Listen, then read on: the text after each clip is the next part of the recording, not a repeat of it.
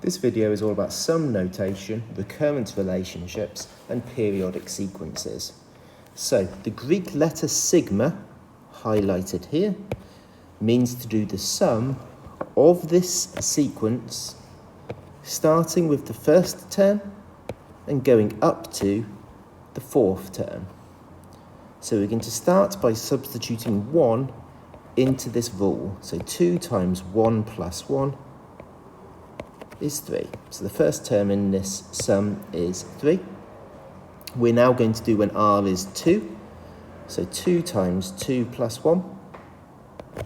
And then r is 3. 2 times 3 plus 1. And then finally, and I say finally because it's written at the top here, we're going to do 2 times 4 plus 1, which is 9. The sigma means we're going to sum those, add those together, which gives me 24. So that's what we mean by sum notation or sigma notation. Next, recurrence relationships. So a recurrence relationship is where we have a recurring rule. So a rule that keeps getting applied over and over again to generate the next term in a sequence. You will always be told a starting point. So in this case, I'm told that my starting number is 2. And then this is saying here, to get the next number in the sequence, next because of the k plus 1, so to get the next number in the sequence, I'm going to do 3 times the previous number in the sequence, take away 1. So I know that the first term in this sequence is 2. To get the next number, I'm going to do 3 times 2 minus 1, which is 5. To get the third term in the sequence, I'm going to do 3 times the previous number, so 3 times 5, because 5 is now the previous number. 3 times 5, take away 1, is 14. To get the fourth number in the sequence, I would now do 3 times 14, take away 1, which would be 41. And so on and so on and so on. That just keeps recurring, hence why we call it a recurrence relationship. So just remember that this is the next number and this is the previous number. And finally, a periodic sequence. This at the bottom here is an example of a periodic sequence. 1, 4, minus 2, 1, 4, minus 2, 1, 4, minus 2, and so on. We call this a periodic sequence because it repeats itself every 3 terms. So this is a periodic sequence, and we say that its period is 3 because there are 3 terms that repeat.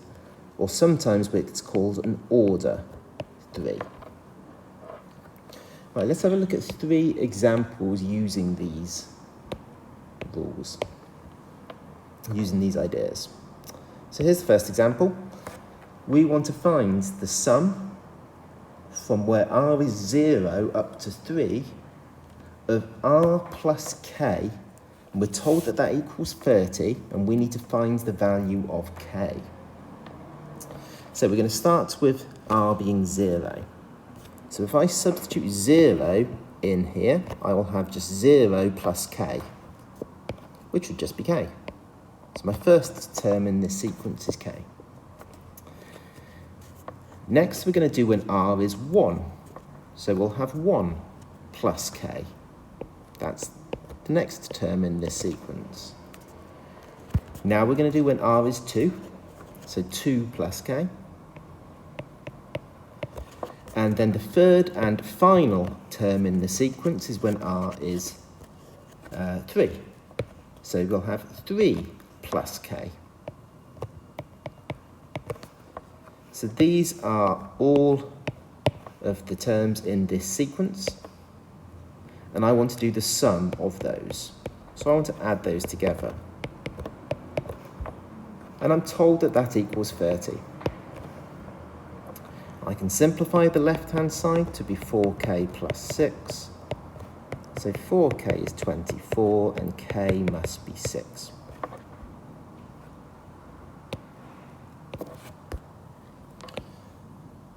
Next example. I'm told that the first term in the sequence is 2, and the recurrence relationship here is to get the next number in the sequence, I'm going to do the previous number squared minus 1. And I want the sum from the first number up to the fourth number. So this is basically saying to do when r is 1, when r is 2, when r is 3, and when r is 4, and add them together. So we already know that the first number is 2. We were told that at the beginning. To get the second number, to get the next number, I'm going to do the previous number squared. So 2 squared minus 1, which is 3.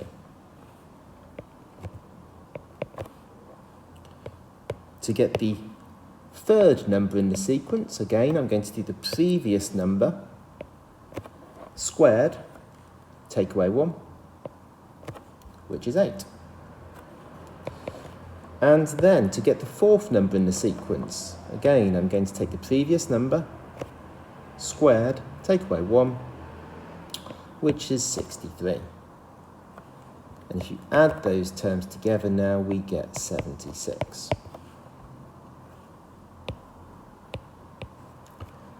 Third and final example for this video. We are told that a sequence is defined by uk plus 1 is equal to p times uk minus 2, where the first term, u1, is 5, and we're told that this sequence is periodic with order 2. So that means there's 2 terms that keep repeating. We need to find the value of p. Right, so order 2, 2 terms that keep repeating.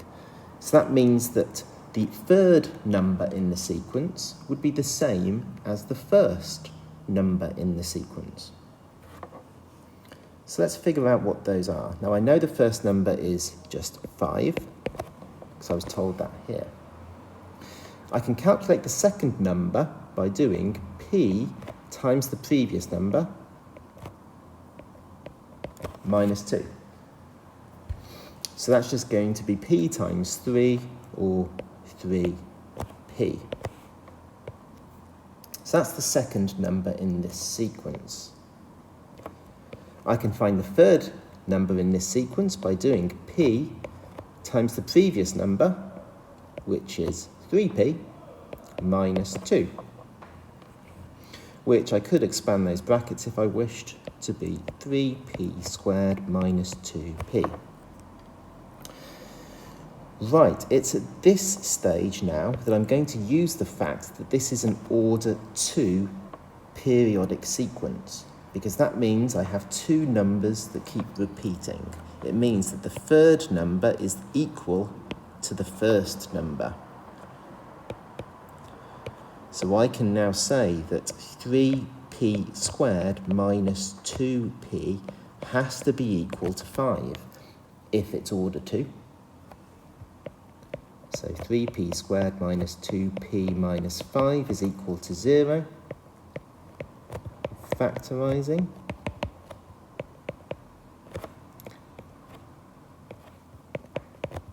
And solving to work out what p is.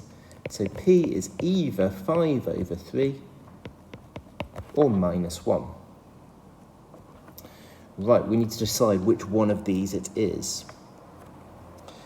Well, if p was 5 over 3, let's check that out. Let's substitute that in.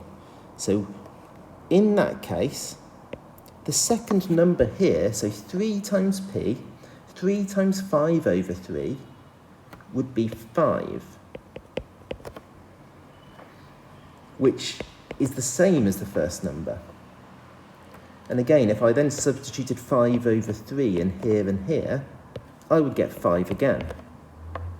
So in the case when p is 5 over 3, I don't actually get a periodic order 2 sequence. I just get a constant sequence where it is always 5. So that's not the case I want. P is not going to be equal to 5 over 3. It must have to equal minus 1. But let's just check that to make sure that's correct. So in the first case, I've got obviously 5. Then I've got 3 times minus 1, which is minus 3. And then I've got 3 times minus 1 squared minus 2 times minus 1, which is 5. And this now makes sense because I've got two terms here, the 5 and the minus 3. The next number is then the same as the first number. So P must be minus 1 in order to have a periodic order 2 sequence. And that sequence would just be 5, minus 3, 5, minus 3, 5, minus 3, and so on. Part B says to calculate the sum from the first number up to the 25th number. So U1 plus U2 plus U3 plus U4 and so on, all the way up to U25, the 25th number. Now, I know that the first number is 5, I know that the second number is minus 3, the third number is 5, the fourth number is minus 3, and so on. So I want to add all of these together. But there is a little shortcut I can use for this, because I know these two terms will just add up to be 2. And then I know that I've got this repeating pattern. Every 2 terms are going to add up to be 2. The question then for me is, how many lots of this 2 do I have? How many pairs do I have? Well, I would have 12 pairs. I'm going to have 12 lots of the 2.